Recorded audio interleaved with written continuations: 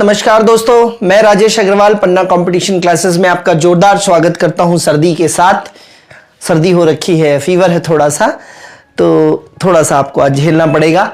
आज मैं बात करना चाहता हूं आपके साथ मध्य भारत का इतिहास जो है उसमें लेक्चर नंबर 17 सल्तनत काल में लोधी वंश, है ना। गुलाब खिले तो सूंघ मतलब सैयद वंश तक हो चुका, लो मतलब लोधी वंश, और लोधी वंश में पहला शासक जो है वो बहलोल लोधी है। ठीक है, अब लोधी वंश जो है 1451 से लेके 1526।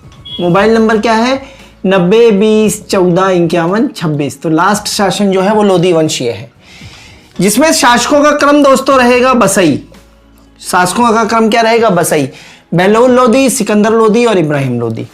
बहलोल लोधी जो संस्थापक है ना, अपने वजीर जो है हमीद खां की हत्या करके और दिल्ली के शासन पे बहलोल लोधी, जो कि हमीद खां जो कि बहलोल लोधी को ही आगे लाता है, उसी को मार के बहलोल लोधी दिल्ली का शासन हथिया लेता है।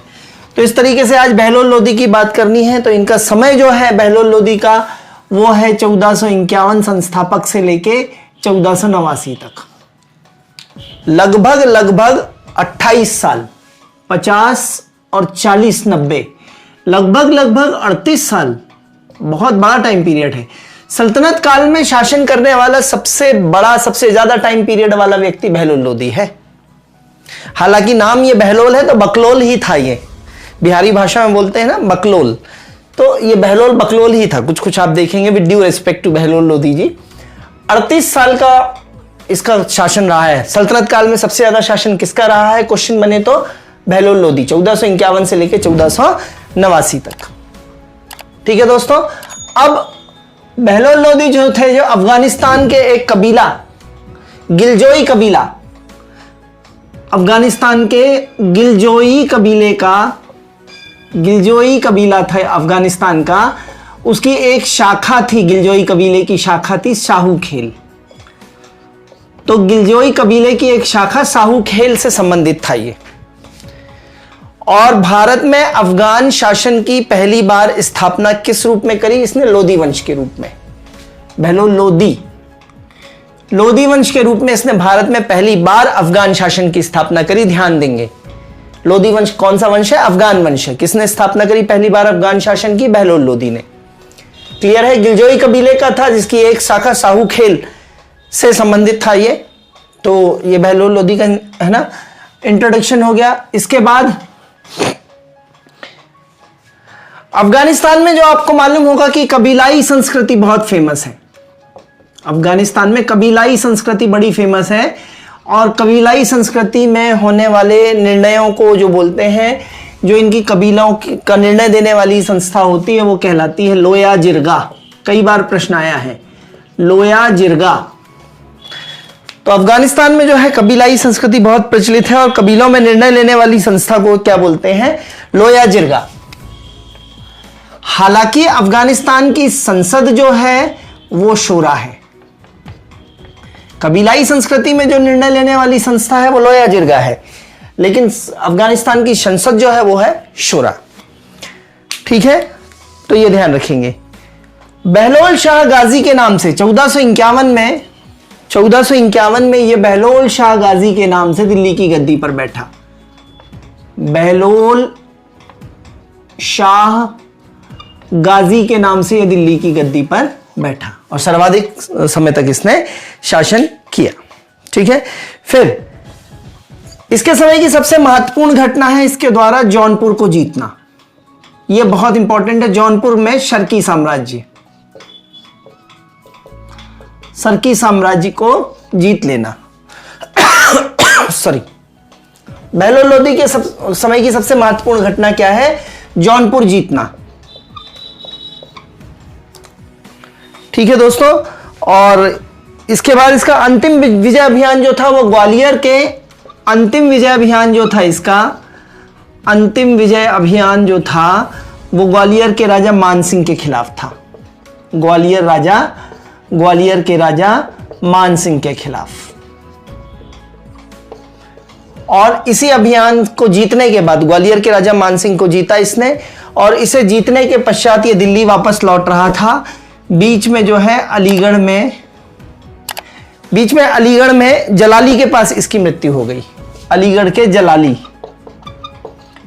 तो जलाली के पास किसकी मृत्यु हो जाती है? बहलोल लोदी की मृत्यु, अपनी अंतिम विजय अभियान से लौटते वक्त। ठीक है, ग्वालियर से लौट रहा था दिल्ली, बीच में अलीगढ़ में जलाली में इसकी मृत्यु हो जाती है। फिर ये अपने सरदारों को जो है मकसद ए आली कहता था। सरदारों को क्या कहता था दोस्तों? मकसद ए आली।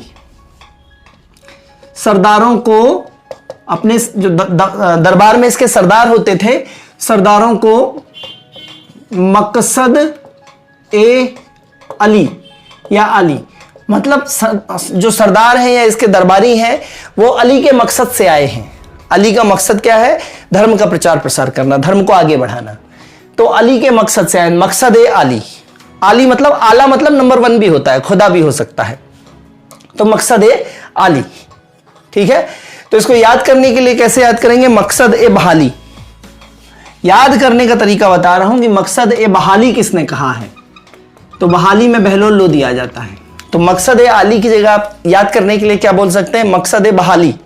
और बहाली का मतलब क्या है? बहलोल लोदी। तो अपने सरदारों को किसने मकसद ए आली बोला है? इन्होंने। सरदारों के खड़े रहने पर यह खड़ा रहता था। सरदार यदि इसके खड़े हैं तो यह भी खड़ा रहेगा। बड़ा सम्मान देता था अपने से सबऑर्डिनेट्स को, अपने से नीचे वालों को। तो सरदार खड़े तो यह भी खड़ा। अर्थात कहीं ना कहीं इसने राजत्व के सिद्धांत को नहीं माना, या इसका जो राजत्व का सिद्धांत था वो समानता पर आधारित था। किस पे आधारित था? समानता पर आधारित था। तो आपसे पूछेंगे सल्तनत काल के किस शासक का शासनकाल समानता, राजत्व की समानता पर आधारित था? तो बहलोल लोदी, क्योंकि अपने सरदारों से बराबरी का व्यवहार करता था। एक सरदार ऐसे भी थे, एक राजा ऐसे भी थे जिनके कहे बगैर सरदार बैठ भी नहीं सकते थे। कमेंट बॉक्स में बताइएगा, है ना। वो अगर नहीं बोले तो सरदार बैठ भी नहीं सकते थे, ऐसा खतरनाक ट्रीटमेंट था उनका। ठीक है, तो ये ध्यान रखें। फिर इसने एक विशेष प्रकार के सिक्के चलाए जिसको बहलोली सिक्के बोला गया। इसने एक विशेष प्रकार के सिक्के चलाए जिसको बहलोली सिक्के बोला गया, और ये बहलोली सिक्के अकबर के समय तक प्रचलित रहे। सॉरी, ये बहलोली सिक्के जो हैं ये अकबर के समय तक प्रचलित रहे। ठीक है, और बहलोल के 9 पुत्र थे। बहुत खास जानकारी नहीं है बहलोल लोदी के बारे में। बहलोल के 9 पुत्र थे। बहलोल लोदी के 9 पुत्र थे। ठीक है, धार्मिक रूप से बहुत सहिष्णु था ये। धार्मिक रूप से बहुत ज्यादा सहिष्णु था ये बंदा।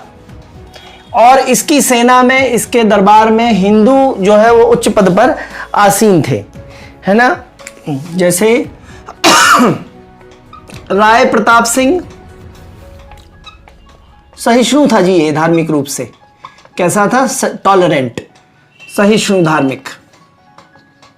और इसके दरबार में कई हिंदू जो हैं वो बड़े पद पर थे, जैसे राय प्रताप सिंह हो गए, फिर राय करण सिंह हो गए, राय नर सिंह हो गए, राय करण सिंह,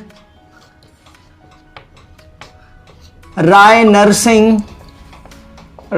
सिंह, है ना, दूदा सिंह, है ना, इस तरीके से, है ना, राय दादू, इस तरीके के लोग जो हैं, राय की पदवी हुआ करती थी। तो इसके दरबार में कई हिंदू बड़े बड़े पदों पर आसीन थे। ठीक है, तो इस तरीके से बहलोल लोदी के बारे में बहुत सामान्य सी जानकारी है, लेस इंपॉर्टेंट है। मकसद ए आली ध्यान रखिएगा, सबसे ज्यादा शासनकाल याद रखिएगा।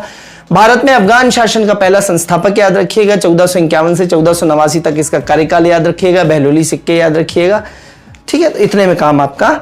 मकसद ए आली जरूर याद रखिएगा। ठीक है, अब इसमें अगला लेक्चर जो होगा वो सिकंदर लोदी के बारे में होगा। बसई में अपन पढ़ चुके हैं आज बहलोल लोदी। अब अगला लेक्चर आपका जो आएगा वो सिकंदर लोदी का आएगा। ठीक है, लेक्चर को छोटे छोटे रूप में मैं आपके सामने पेश कर रहा हूं। सिकंदर लोदी को इसमें जोड़ सकता था लेकिन लेक्चर बड़ा हो जाता। सिकंदर लोदी का थोड़ा बड़ा टॉपिक है, तो बसई। ठीक है, लोदी वंश का राजाओं का क्रम क्या है? बसई। तो अब बात करना है सिकंदर लोदी। अगले लेक्चर में फिर मिलते हैं, तब तक के लिए धन्यवाद, गुड बाय, जय हिंद दोस्तों।